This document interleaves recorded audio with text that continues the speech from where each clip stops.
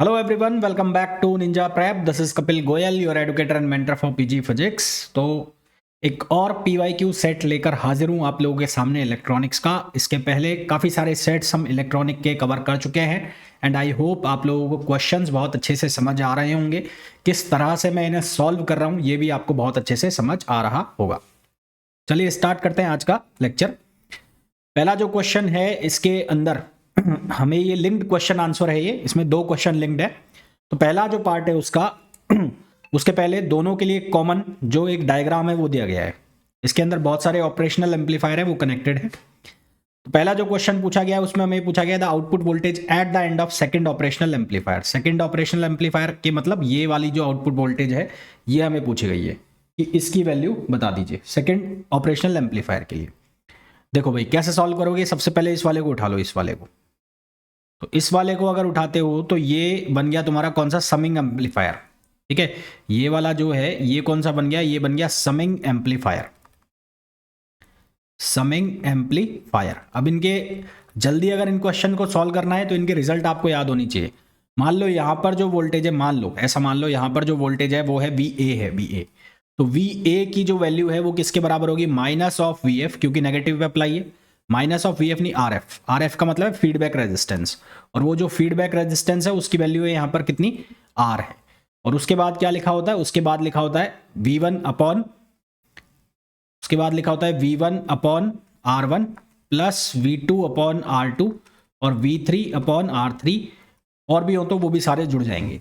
अब ये जो है विद साइन लेने V1 V2 V3 की वैल्यू। अब V1 कितना है यहाँ पर, VA है, R1 कितना है 3R है, V2 कितना है VB है, R2 कितना है 3R है, V3 कितना है VC है और R3 कितना है 3R है। तो यहां से हम किसकी वैल्यू निकाल लेंगे, VA की। तो वो वैल्यू कितनी आ जाएगी, RF की वैल्यू सब्सटीट्यूट करो आप R, V1 की वैल्यू आप सब्सटीट्यूट करो VA अपॉन 3R, प्लस ये हो जाएगा VB अपॉन 3R, प्लस ये हो जाएगा VC अपॉन 3R। तो यहां से इसको जब सॉल्व करोगे तो VA की वैल्यू आ जाएगी -1/3 VA plus VB plus VC। ये वैल्यू आ गई हमारे पास किसकी, VA की वैल्यू आ गई। ठीक है, अब ये VA की जो वैल्यू है ये क्या हो रही है, ट्रांसफर हो रही है कहां पर, V01 पर। तो ये भी कौन सा एम्पलीफायर हो गया, इन्वर्टिंग एम्पलीफायर हो गया। ये वाला हो गया इन्वर्टिंग एम्पलीफायर, ये नॉर्मल इन्वर्टिंग एम्पलीफायर हो गया। तो ये नॉर्मल इन्वर्टिंग एम्पलीफायर हो गया। तो आइडियल इन्वर्टिंग एम्पलीफायर के लिए VO1 अपॉन VA किसके इक्वल हो जाएगा, -RF अपॉन RI, ये हो जाएगा। तो VO1 अपॉन VA की वैल्यू हमने निकाल ली ऑलरेडी, और RF किसके बराबर है, RK, और RIN भी किसके इक्वल है, RK। तो यहां से ये कितना हो जाएगा, -1। मैं लिख देता हूं एक बार, -R अपॉन R, तो ये कितना हो गया -1। और V01 की वैल्यू आई है माइनस में, तो माइनस माइनस हो जाएगा प्लस, तो यहां पर आंसर आ जाएगा 1/3 ब्रैकेट VA प्लस VB और VC। ये हमारे पास आंसर आ जाएगा V01 का। अब ऑप्शन जो दिए उनमें से चेक करो, तो V01 equals to 1/3 VA plus VB plus VC, यानी कि C ऑप्शन जो है वो इसका करेक्ट आंसर हो जाएगा। अब इसका जो नेक्स्ट पार्ट है, उस नेक्स्ट पार्ट के अंदर हमें ये पूछा है कि आउटपुट जो थर्ड एम्पलीफायर के एंड पर आउटपुट है V2, उसकी वैल्यू क्या होगी। तो इस V2 की वैल्यू निकालने के लिए आपने यहां पर निकाल लिया V01, है ना, V01 की वैल्यू निकाल ली यहां पर। तो यहां तक V01 हो गया, और V01, और यहां पर मान लो यहां पर जो वोल्टेज है, पहले यहां पर वोल्टेज मान लो, वो वोल्टेज मान लो Vx। तो इस Vx के लिए नोडल एनालिसिस लगाएंगे। इस पॉइंट को मैं मान रहा हूं X पॉइंट मान रहा हूं, है ना, इस पॉइंट को मैं कौन सा पॉइंट मान रहा हूं, X पॉइंट मान रहा हूं, इस पॉइंट को। तो इस X पॉइंट के ऊपर हम क्या लगाएंगे, नोडल एनालिसिस लगाएंगे। X मान लो, Y मान लो, जो तुम्हारी श्रद्धा है वो इसको मान लो। तो इसके लिए हम नोडल एनालिसिस लगाएंगे। तो नोडल एनालिसिस लगाएंगे तो एक तो ये हो जाएगा यहां से VA minus VX upon R, एक हो जाएगा VB minus VX upon R, एक हो जाएगा VC minus VX upon R, और एक यहां पर नॉट जीरो हो जाएगा, तो 0 माइनस VX अपॉन R। ठीक है, तो इन सबको ऐड करो। तो नोडल एनालिसिस एट, यहां लिख देता हूं, nodal analysis at X, nodal analysis at X। तो क्या बनेगा, VA minus VX upon R plus VB minus VX upon R plus VC minus VX upon R, और plus 0 minus V X upon are equals to 0। ये हमारे पास बन गया। तो यहां से ये बन जाएगा 4vx, है ना, सिंप्लीफाई करोगे तो ये बन जाएगा 4vx, आर हर जगह से कैंसिल हो जाएगा, तो ये बनेगा va प्लस vb और प्लस vc। फर्दर सॉल्व करेंगे तो vx की वैल्यू कितनी आ जाएगी, ये आ जाएगी va plus vb plus vc upon 4। ये वैल्यू आ गई किसकी, vx की। vx की वैल्यू ये आ गई। तो अब हम वर्चुअल जो हमारे पास कनेक्ट करते हैं हम ग्राउंड, है ना, तो यहां से इस vx को यहां पर कनेक्ट करा दो, यहां पर कनेक्ट करा दो। यहां पर वोल्टेज vx है तो यहां पर भी वोल्टेज कितना हो गया, vx हो गया। तो करंट निकाल लो, V not 1 minus V X upon R current होगी, और सेम करंट यहां ट्रांसफर होगी तो V not 2 minus V X upon 3 R वो भी करंट होगी। तो मैं क्या करूंगा, करंट को इक्वल कर दूंगा, तो i1 और i2 दो करंट ले लूंगा मैं। तो i1 जो होगा उसको मैं लिख रहा हूं V not 1 minus V X upon R, और एक करंट होगी i2 वो किसके बराबर होगी, VO2 minus V X upon वो किसके बराबर होगी, आर के बराबर, 3r है 3r, हाँ 3r के बराबर होगी। दोनों को इक्वेट कर दो, दोनों को इक्वेट करोगे तो V naught minus V X upon are equals to V not 2 minus V X upon 3r, 3 है ना, एक बार चेक कर लो, 3 है, हाँ 3r है। तो यहां से जब आप इसको सॉल्व करोगे, यहां पर आपको वी नॉट 1 की वैल्यू आपको पता है 1/3 V A plus V B plus V C है, तो वो वैल्यूज हमें सब्सटीट्यूट करनी है। यहाँ पर वैल्यूज को जब सब्सटीट्यूट करोगे तो हमारे पास वी नॉट 2 का जो आंसर आ जाएगा वो आ जाएगा 0। ये अब आप वैल्यू को सब्सटीट्यूट कर लेना, आंसर आपके पास कितना आ जाएगा, 0 आ जाएगा। वी नॉट 1 आपके पास ऑलरेडी आ चुका है, वी नॉट 1 आ गया है तो 1/3, ठीक है, 1/3 v1 v2 v3, ये वैल्यू हमारे पास आई है वी नॉट 1 की। 3 से 3 यहाँ पर कैंसिल होगा, वी एक्स से वी एक्स कैंसिल हो जाएगा, तो ईजिली हमारे पास आंसर निकल के आ जाएगा। चलिए भाई नेक्स्ट क्वेश्चन पे आ जाइए। नेक्स्ट क्वेश्चन में हमें पूछा है in a typical NPN transistor the doping concentration. भाई डोपिंग कॉन्सेंट्रेशन सबसे ज्यादा हाई कहाँ होता है, एमिटर में होता है, तो सीई। उसके बाद डोपिंग सबसे ज्यादा कहाँ होती है, कलेक्टर में होती है, और सबसे कम डोपिंग जो होती है वो होती है बेस में। तो बहुत ही सिंपल सा क्वेश्चन है, बहुत आसान क्वेश्चन है। आंसर क्या आ जाएगा इसका, ए आ जाएगा। नेक्स्ट क्वेश्चन पे आ जाइए। The circuit shown is based on ideal operational amplifier, it acts as a. तो ये जो सर्किट है किसकी तरह एक्ट करेगा, ये एक्ट करेगा बफर एम्पलीफायर की तरह। इसकी तरह एक्ट करेगा, बफर एम्पलीफायर की तरह, दिख रहा है साफ साफ। नेक्स्ट क्वेश्चन पे आ जाइए।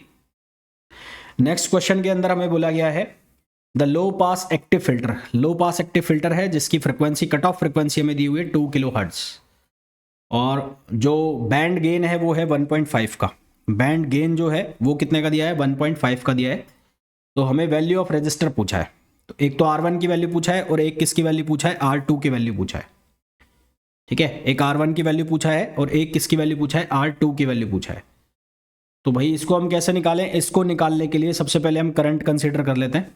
और करंट जो है वो यहाँ पर ये इनपुट वोल्टेज है, और यहाँ पर ये वी इन दिया हुआ है, यहाँ पर है ना, ये वी इन है, ये वी इन है, यहाँ पर ये वी इन दिया हुआ है। तो इसकी करंट निकालने के लिए हम क्या करेंगे, एक तो यहाँ से कर देते हैं करंट का ट्रांसफर, वी आउटपुट।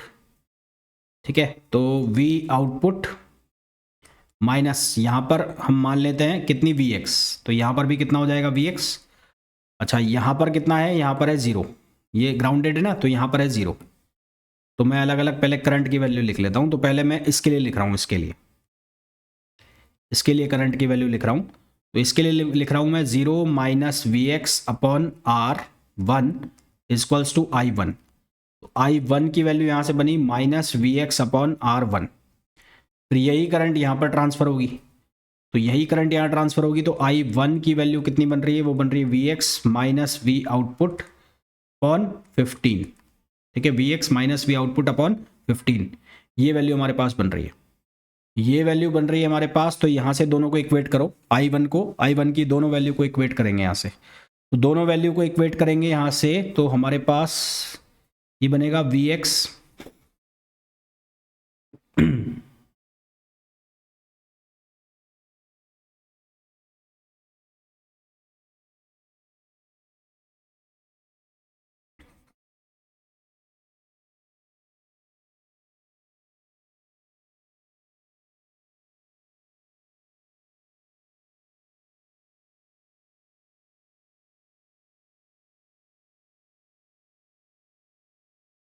देखो भाई, इस क्वेश्चन में क्या बोला गया है, the low pass active filter showed in the figure has a cut off frequency of 2 kilohertz and pass band gain of 1.5।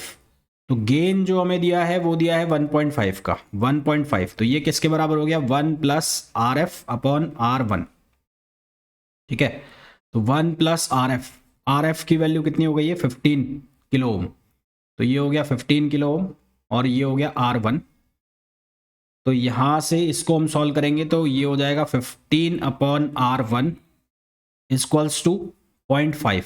तो R1 की वैल्यू हो जाएगी 15 अपॉन 0.5, जिसको सॉल्व करेंगे तो आंसर आ जाएगा हमारे पास 30। तो एक आंसर तो आ गया हमारे पास, कौन सा, 30 आ गया। ठीक, उसके बाद कट ऑफ फ्रिक्वेंसी हमें गिवन है, कट ऑफ फ्रिक्वेंसी। तो कट ऑफ फ्रिक्वेंसी अगर हमें गिवन है तो एफ सी की वैल्यू कितनी होती है, 1/2πr2c, ये वैल्यू हो जाएगी। तो ये कितने गिवन है, 2 किलो हर्ट्स। 2 किलो हर्ट्स का मतलब हो गया 2000 इक्वल्स टू 1/2πr2 आपको निकालना है। और c की जो वैल्यू है वो है 0.047, 0.047 इंटू 10⁻⁻6। तो यहाँ से हम किसकी वैल्यू निकालेंगे, R2 की, और वो वैल्यू आएगी लगभग 1.69 और ओम में, है ना, 1.69 के आसपास आएगी। तो यहाँ से हमारे पास जो इसका आंसर आएगा वो आएगा 69 ओम। तो एक तो आ गया 30 और एक आ गया 69 यानी कि 7। तो आंसर हमारे पास हो जाएगा इसका डी। करेक्ट आंसर क्या हो जाएगा इसका, डी हो जाएगा। नेक्स्ट क्वेश्चन पे आ जाओ। नेक्स्ट क्वेश्चन के अंदर हमें बोला है the output voltage of ideal operational circuit, ideal operational circuit shown in the figure. यहां पर वैल्यू दी हुई है, वो मैं लिख देता हूं। यहां पर क्या क्या वैल्यू है, R4 की जो वैल्यू है वो वैल्यू गिवन है 5 किलो ओम। उसके बाद R1 R2 R3 की वैल्यू है 1 kilo ohm. R1 equals to R2 equals to R3, ये कितना दिया हुआ है, 1 किलो ओम। और V1 की वैल्यू है कितनी, 2 वोल्ट। ये V1 2 वोल्ट दिया हुआ है, V1 की जो वैल्यू है वो 2 वोल्ट है। V1 इक्वल्स टू 2 वोल्ट और V2 की जो वैल्यू है वो 1 वोल्ट, ये हमें गिवन है। हमें पूछा है आउटपुट V0 की वैल्यू कितनी आएगी। तो सबसे पहले इस सर्किट को सॉल्व कर लेते हैं हम। इस सर्किट को सॉल्व कर लेते हैं तो यहाँ पर हम निकाल लेते हैं करंट की वैल्यू। तो इस करंट को मैं नाम दे रहा हूँ I1। तो I1 की वैल्यू किसके बराबर हो जाएगी, वो हो जाएगी V2 upon R2 plus R3, V2 upon R2 plus R3। तो V2 कितना हो गया, V2 हो गया 1 वोल्ट। तो 1 अपॉन R2 प्लस R3 यानी कि 1 प्लस 1, तो ये आ गया 1/2 मिली एम्पियर में आ गई है। यहाँ पर हम मान लेते हैं वोल्टेज कितनी है, A है, A पॉइंट मान लेते हैं। VA इक्वल्स टू कितना हो जाएगा, ये हो जाएगा I1 और R3। तो I1 की वैल्यू हो गई 1/2 और R3 जो है उसकी वैल्यू कितनी हो गई, 1। तो यहाँ से ये कितना हो जाएगा, ये 1/2 वोल्ट हो जाएगा। कितना बन जाएगा, 1/2 वोल्ट। अब यहाँ पर इसको यहाँ से वर्चुअली कनेक्ट कर दो, वर्चुअल कनेक्ट। तो यहाँ पर भी वोल्टेज कितनी हो गई, VA हो गई। तो अब इसमें करंट निकाल लो। इसके अंदर करंट को मान लेते हैं हम कितनी है, I2 है। तो I2 की जो वैल्यू है वो कितनी हो जाएगी, वो हो जाएगी V1 minus VA upon R1। तो I2 V1 की वैल्यू कितनी ली हुई है, V1 की वैल्यू 2 वोल्ट और VA की वैल्यू आपने निकाली है कितनी, 1.2 वोल्ट अपॉन R1 कितना लिया हुआ है, R1 लिया हुआ है 1। तो ये 1 आ गया। तो यहाँ से I2 की वैल्यू कितनी आ गई, 3/2 मिली एम्पियर। I2 की वैल्यू कितनी आ गई, 3/2 मिली एम्पियर I2 की वैल्यू आ गई। अब यही I2 करंट यहाँ पर फ्लो करेगी, I2 करंट यहाँ फ्लो करेगी।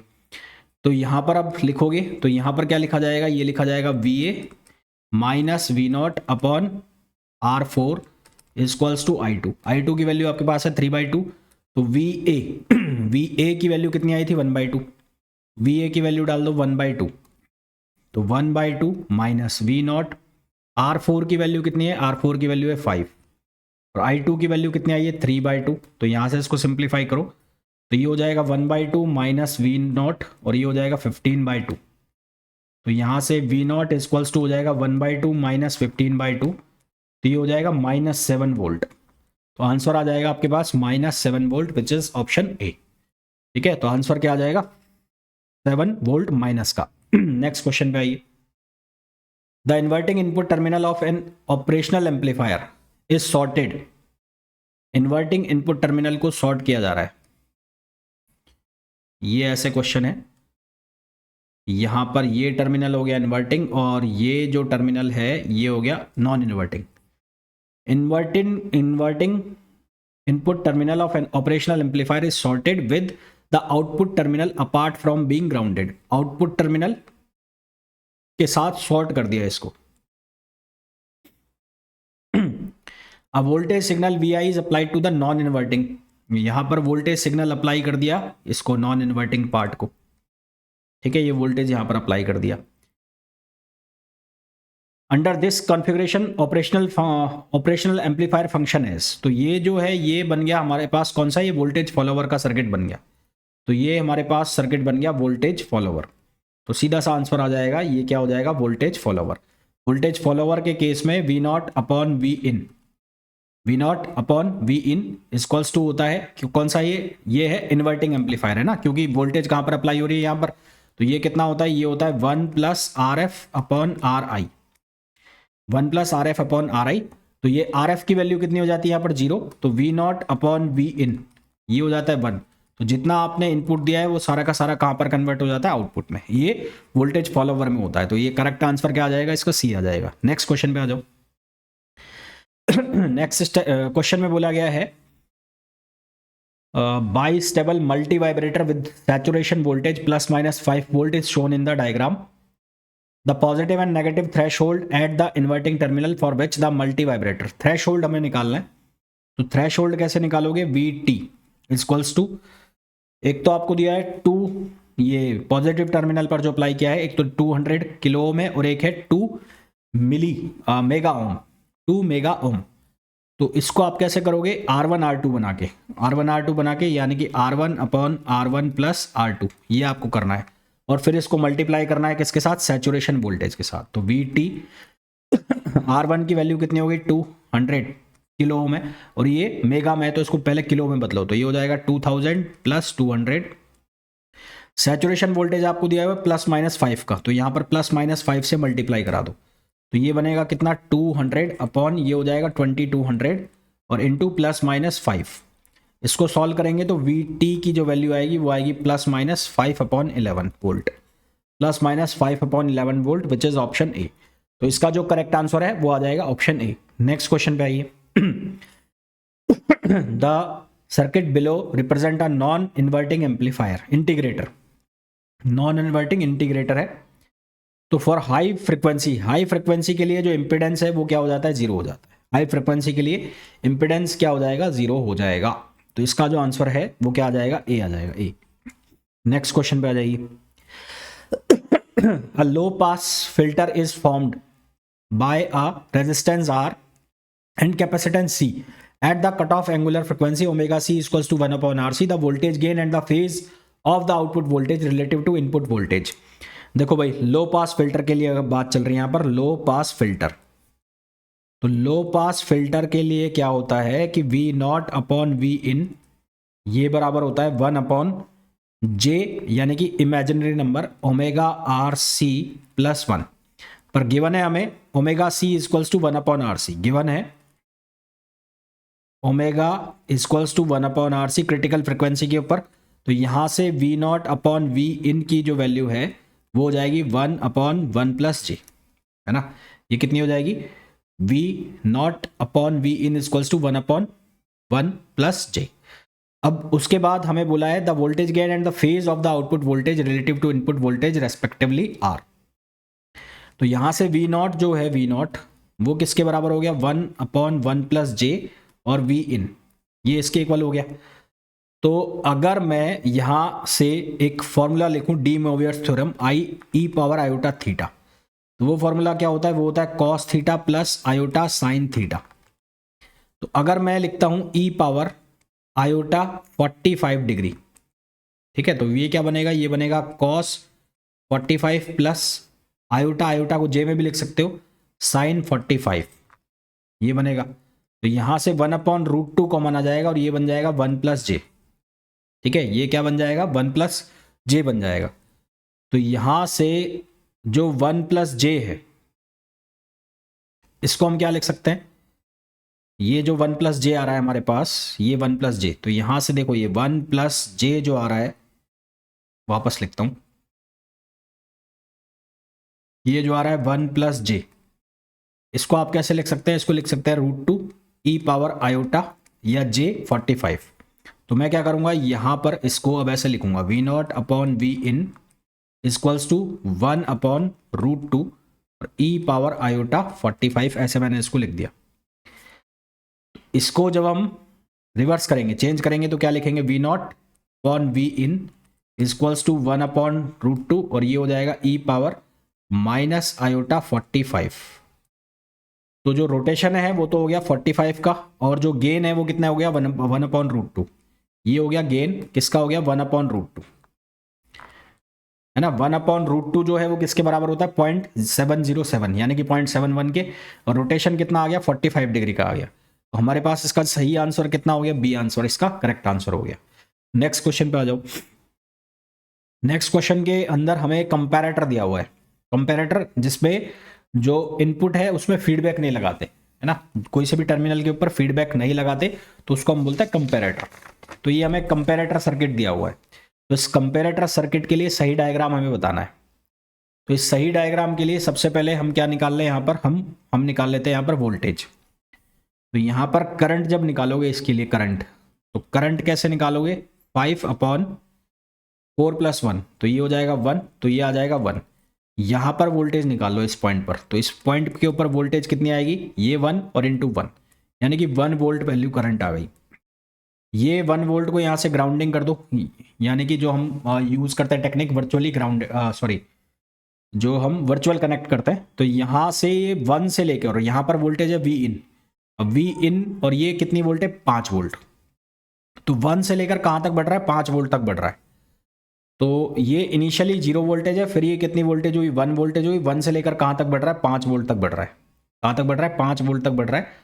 तो ये लीनियरली वेरी कर रहा है ना, तो इसका मतलब ये सही है।